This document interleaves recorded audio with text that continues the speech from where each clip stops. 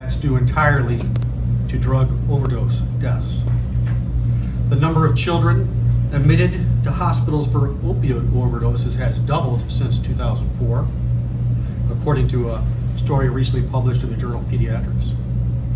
More people died of an overdose in 2016 than in any prior year, and more in that year than in the entire Vietnam War. The Centers for Disease Control has identified Michigan as one of the states experiencing a significant annual increase in the rate of overdose deaths, well above the national average for 2016. And according to the United Health Foundation, the rate was up for women 24% just last year. Emergency department visits for opioid overdoses rose 30% nationwide. In the Midwest, overdoses are up 70%. And West Michigan is not an exception to this trend. We just got preliminary numbers from the medical examiner in Kent County, and he indicates that we lost 137 community members in this county due to drug overdoses last year, which is a 50% increase, and he has more cases that he needs to evaluate from last year. As prosecutors, we know that this trend started with prescription drugs. Prescription drugs leads to heroin addiction and fentanyl bought off the street.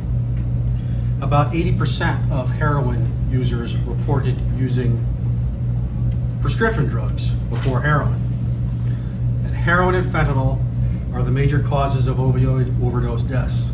Fentanyl is 50 times more potent than heroin, and an opioid analog called carfentanil is 100 times more potent than fentanyl.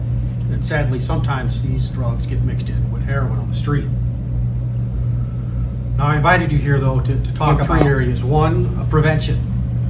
And by prevention, I mean we're trying to discourage new users, discourage people from becoming addicts, and we do that by educating the public, particularly youth in our public.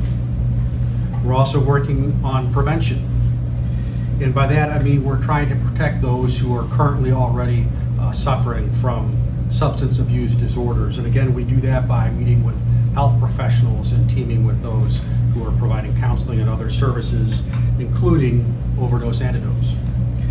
And obviously, this is a prosecution office. And so my office prosecutes. We investigate and charge those who would profit from the spread of these dangerous substances in our community.